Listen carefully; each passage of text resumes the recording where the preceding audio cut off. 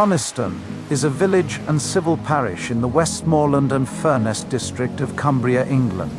Within the boundaries of the historic county of Lancashire, it is in the southern part of the Lake District National Park, between Coniston Water, the third longest lake in the Lake District, and Coniston Old Man. The village's name is derived from Conungur, the Old Norse for king, and Tun, the Old English for farmstead or village, meaning the king's estate. It is speculated that this settlement could have been the center of a small Scandinavian mountain kingdom. By the 12th century, it was known as Coniston. Coniston grew as both a farming village and to serve local copper and slate mines. It grew in popularity as a tourist location during the Victorian era, thanks partially to the construction of a branch of the Furness Railway, which opened to passenger traffic in 1859 and terminated at Coniston Railway Station. The poet and social critic John Ruskin also popularized the village, buying the mansion Brantwood on the eastern side of Coniston Water in 1871. Before his death, he rejected the option to be buried in Westminster Abbey, instead being laid to rest in the churchyard of St Andrews, Coniston. Ruskin Museum, established in 1901, is both a memorial to Ruskin and a local museum covering the history and heritage of Coniston Water and the Lake District. Donald Campbell added to the profile of the village and lake when he broke 4 world water speed records on the lake in the 1950s. He died attempting to break the world water speed record for the 8th time in 1967, when his jet boat, Bluebird K7, crashed at 290 miles per hour, having already set the record for the 7th time at Dumbleyung Lake, Western Australia in 1964. His body and boat were discovered and recovered by divers in 2001, and he was buried in the new graveyard in Coniston in September 2001. A new wing has been built at the Ruskin Museum to accommodate the fully restored Bluebird K7 boat.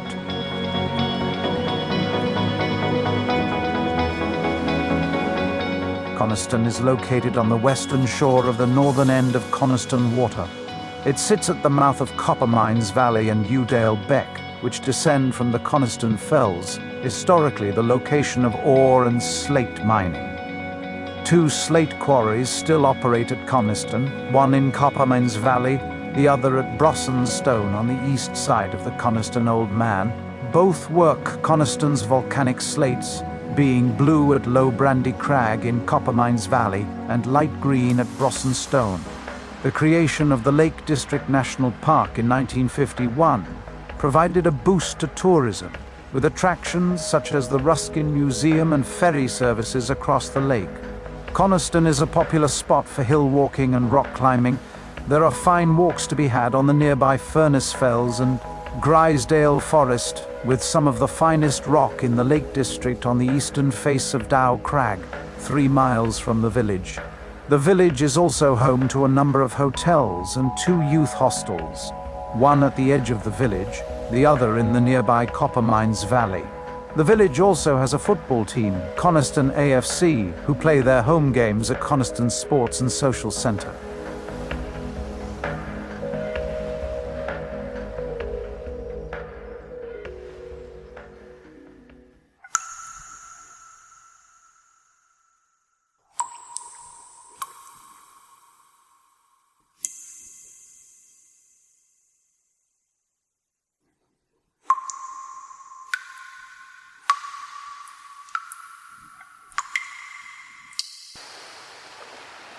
Mining for copper was functional for hundreds of years in the Coppermines Valley above Coniston Water in the shadow of Coniston Old Man.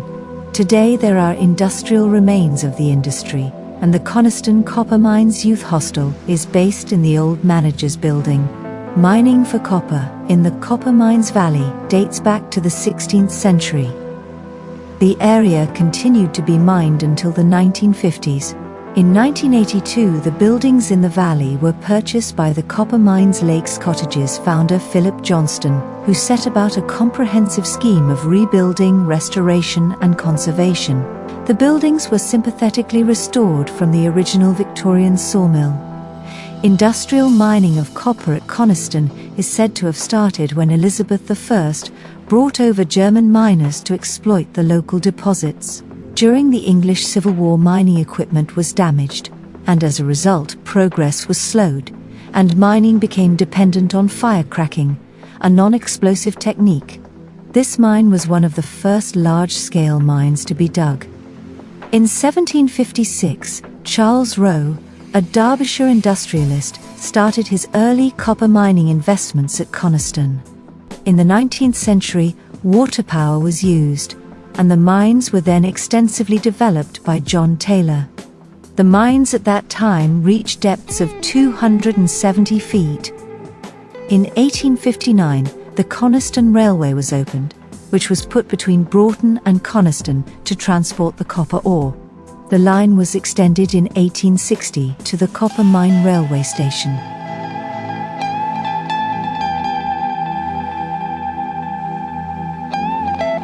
The 1870s saw the most successful period under the leadership of John Taylor and his manager John Barrett. The mines were part of Taylor's extensive portfolio of companies, and while running them, he revolutionized the way water-powered ore crushers. Large black shafts were developed in the mines, and a system was created to divert water around the workings.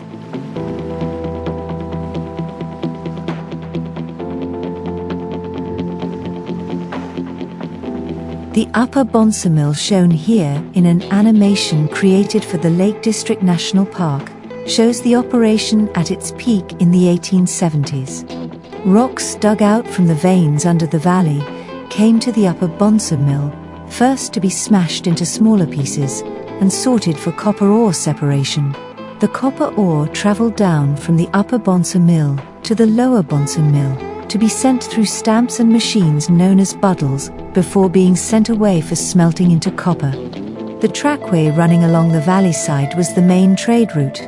Workers and cartloads of both ore and equipment used it for almost 400 years.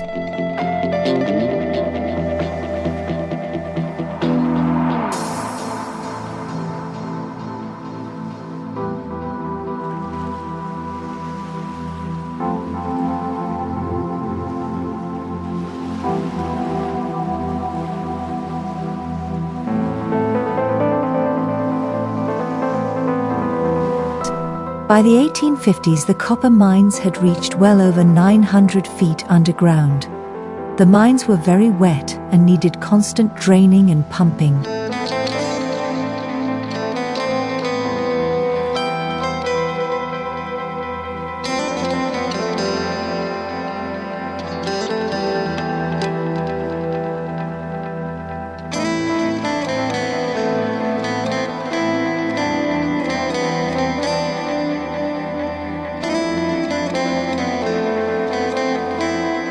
Bonser East in the Upper Valley was home to a small water wheel built in 1820 to pump out the Bonser East shaft and to lift ore from deep in the mine shafts. As the mine shafts became deeper and wetter, the old engine shaft wheel, as it was known, was replaced by a larger wheel in 1850. This larger wheel was 45 feet across and produced 100 horsepower worth of pumping and lifting action.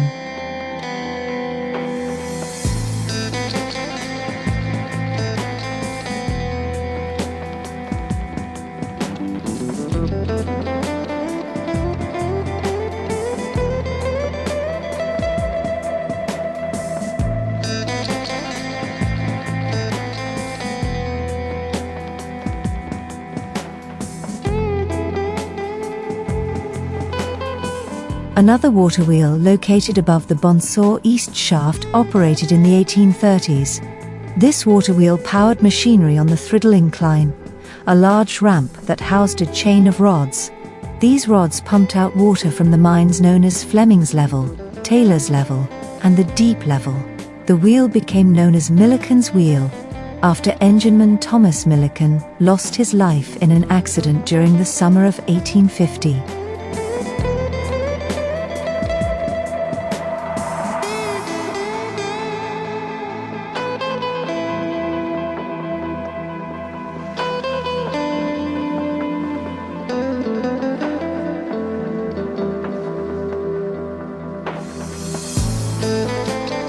the history of Coniston copper drew to a close during the early 20th century.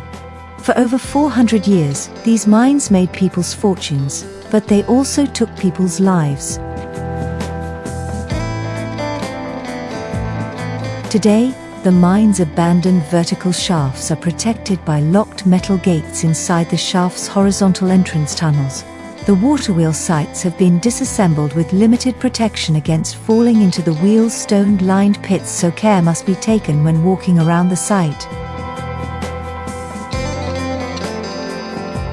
Some of the buildings still standing in the lower Bonson Mills site contain many pieces of equipment used in the mines, and the site is available for rent for weddings.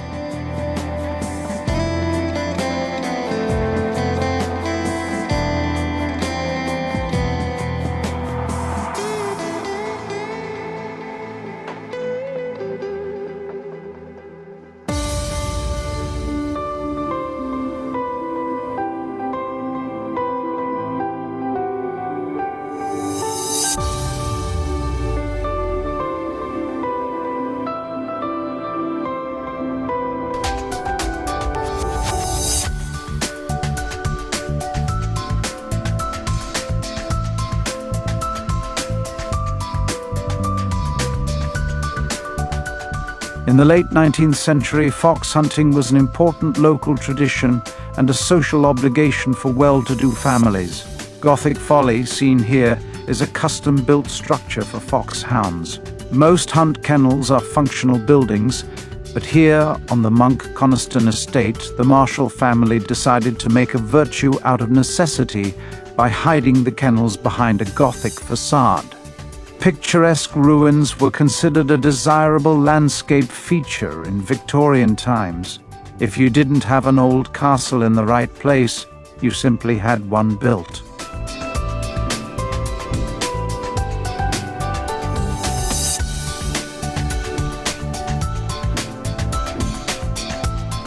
Tarn Hows is man-made.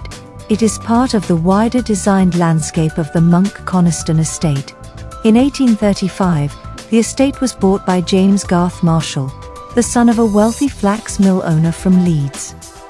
Marshall created Tarn Hows in 1865 by building a dam to flood the area.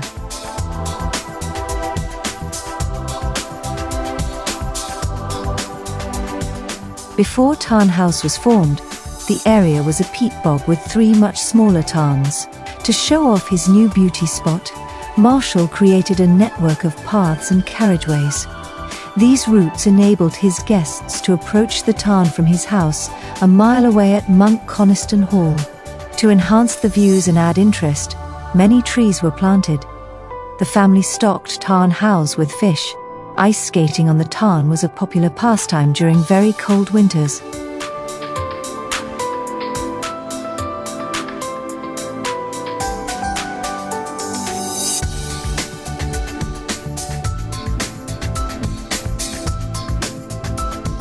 As a businessman, Marshall also created Tarn Hows, using the enlarged lake to run his sawmill in Coniston Village, where stone and timber from the estate were cut.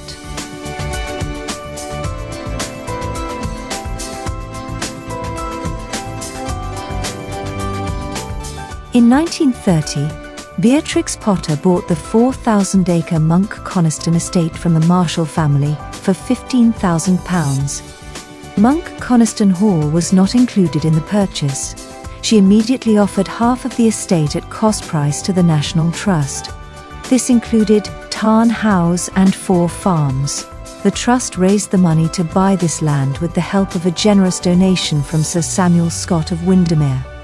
Beatrix Potter continued to manage the land on behalf of the Trust for many years.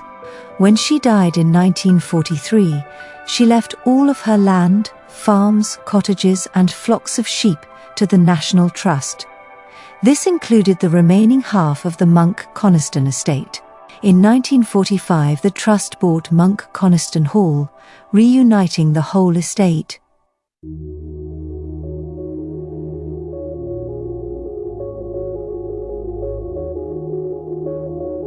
The highest, by a few feet, and best known of the Coniston Fells is the Old Man, a benevolent giant revered by generations of walkers, and of a particular esteem in the eyes of the inhabitants of the village he shelters, for he has contributed much to their posterity.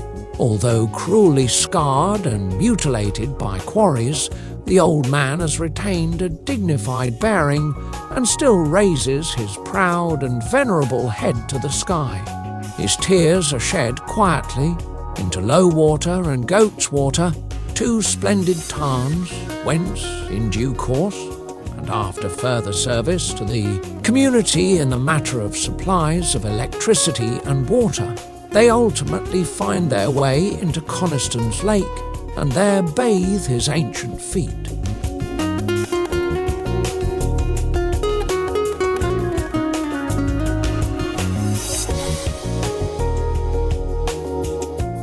Coniston copper mines in the Coppermines Valley are reputed to be some of the largest copper mines in Britain. On the Coniston Old Man itself, slate replaced copper, and over several hundred years, the Old Man slate quarries and mines became some of the largest in England. The mines at Old Man are also known as Old Man Quarries, although sometimes with the individual names of Brandy Crag, Saddlestone, and Moss Head. While green slate is mined up on the mountain, grey slate is mined further down.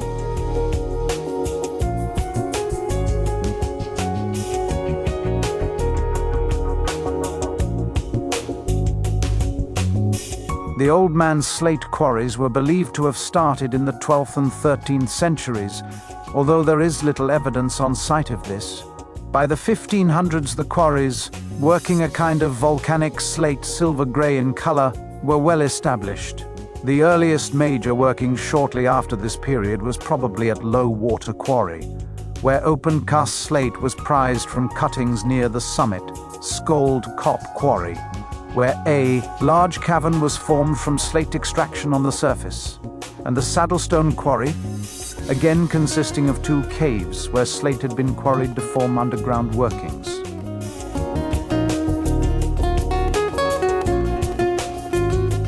The summit is directly above the very rough eastern slope, which falls precipitously to the black pool of low water. In places where the native rock crops out, weathering has reduced it to vertical flakes occurring in series. There may be a cairn on the summit, or there may not.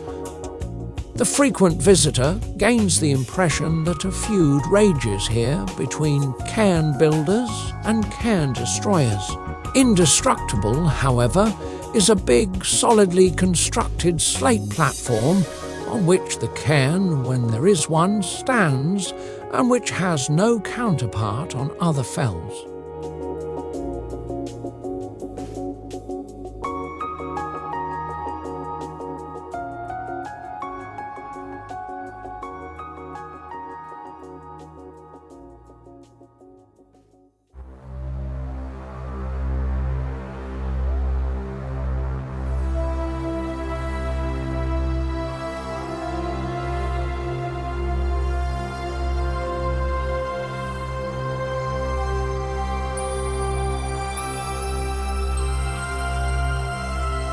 Brantwood is a historic house museum in Cumbria, England, overlooking Coniston Water.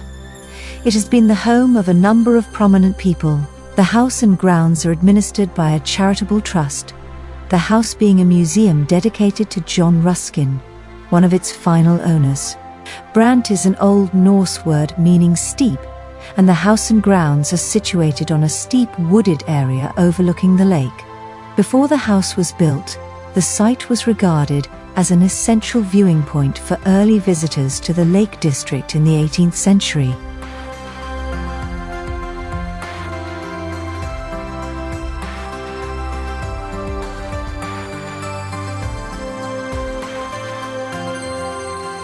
In 1871, the house was sold to John Ruskin.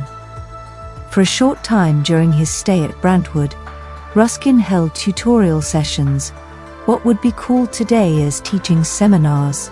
These were held 3 times each week, and each day a different subject was covered, namely art, literature, and sociology.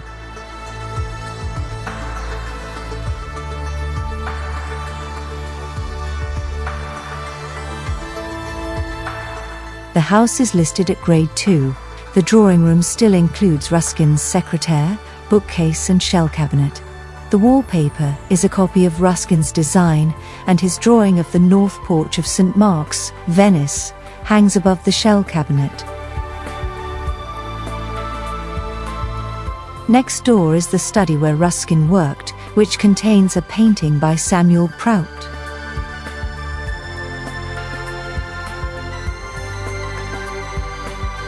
The dining room, built in 1878, has views over to the Coniston Mountains through its 7 lancet windows. It contains a portrait of Ruskin, aged 3, painted by James Northcote. The old dining room contains some early drawings by Ruskin. Upstairs in the turret is Ruskin's bedroom.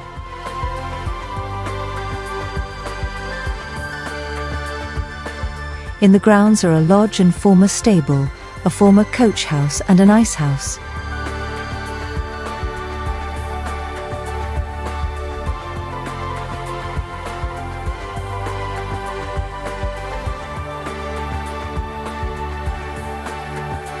The garden was used by Ruskin to experiment in various forms of cultivation and drainage, and it contains a series of steep and winding paths. After his death, more ornamental shrubs and trees were planted. The area then became overgrown until it was rediscovered in the 1980s, and it has been much restored since.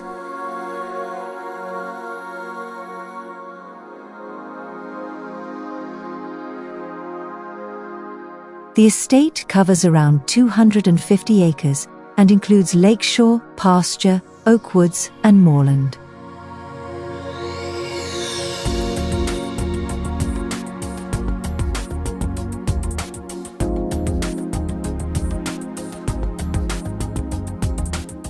A privy, also referred to as the small house, is seen in the gardens, yards and attachments to old houses throughout the UK. In Cumbria, there are hundreds of them. Before the days of mains water, privies were the earth closets for most people. Local stone was the choice for construction material. They were well proportioned, with a gabled roof of slate, and made to last. During the 17th and 18th centuries, many Cumbrian farms were rebuilt. The stone at this time was dressed, sawn to match the style of the privy's parent, the main house. Any privy with no dressing would likely be older than 17th century. The proportions for the small house would by design result in doorways that are too low, as a high door would spoil the proportions. One had to learn to bend in the doorways. Privies were usually sized for the establishment it served. Small cottages would have one whole privy, while larger farms would likely have 2 or more holes. A mansion or country house would likely be architect designed, with an interior wall that split the privy for owner use at one end and for staff at the other end. Privy privacy would be maintained by means of either a head-high external wall, a garden hedge, or bushes for those approaching or leaving the privy. Privies may or may not be attached to the establishment it serves, but were usually located in such a way that only a short distance was required to access it.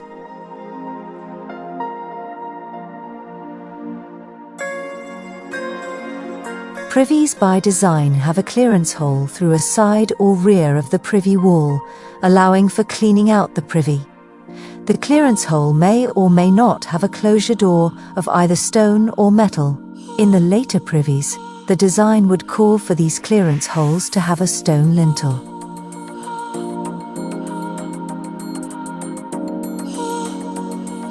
In settlements where the mining and quarrying boom required establishments of some size, the privies were imposing structures.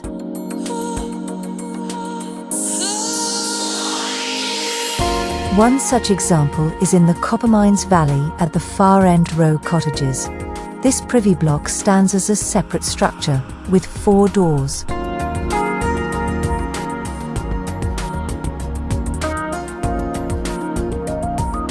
The clearance hole is at the end wall of the privy, just above a tiny stream that runs down behind the block.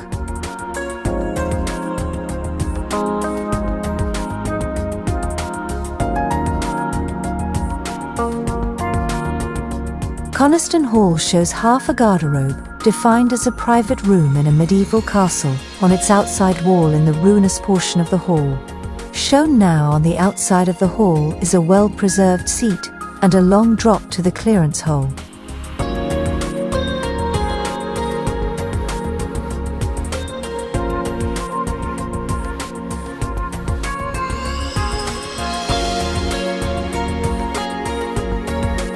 The steam yacht Gondola is a rebuilt Victorian, screw-propelled, steam-powered passenger vessel on Coniston Water, England. Originally launched in 1859, she was built for the steamer service carrying passengers from the Furness Railway and from the Coniston Railway. She was in commercial service until 1936, when she was retired, being converted to a houseboat in 1946. In 1979, by now derelict, she was given a new hull, engine, boiler, and most of the superstructure. She is back in service as a passenger boat, still powered by steam, and now operated by the National Trust.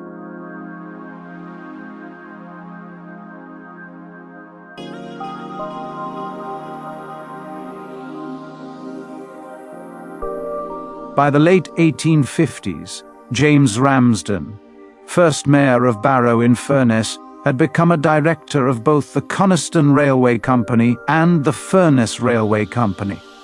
Ramsden visited Venice in the early years of the decade, and it seems he encountered a style of Venetian boat called a burchiello. These were large wooden barges which between the 16th and 18th centuries carried wealthy passengers along the Riviera del Brenta between Venice and Padua in elegant cabins, luxuriously upholstered and decorated with Corinthian columns and mirrors. Emulating their flowing lines and level of comfort, he proposed an outline design and commissioned a steam yacht for Coniston Water from Jones, Quiggin and Company of Liverpool. Launched in 1859, Gondola is 86 feet long. She has a beam of 15 feet, a draft of 5 feet, and weighs 42 tons.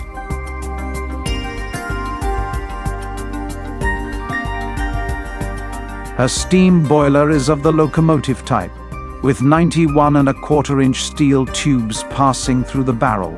It was an all-copper design as used by the Furness Railway on their locomotives. This supplied steam to her engines by burning coal. From March 2008, the firing of her boiler became more environmentally friendly, using blazer logs, commercially produced blocks made from compressed sawdust. These burn more efficiently, giving off little smoke with negligible sulfur content and are carbon negative. Now that the ship is using a different fuel to fire the boiler, however, a flue damper has also been fitted to produce a finer tolerance of control in the firebox. This uses less fuel to produce more steam and hence delivers much greater economy.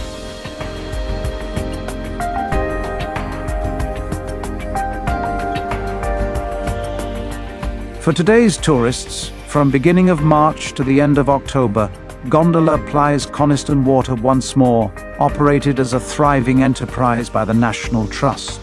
All cruises start from Coniston Pier, calling at Brantwood, Lake Bank, Parkermore and Monk Coniston. The full lake cruise goes to Lake Bank, the extreme south of Coniston Water, the place from where Gondola originally picked up her passengers in the 1860s.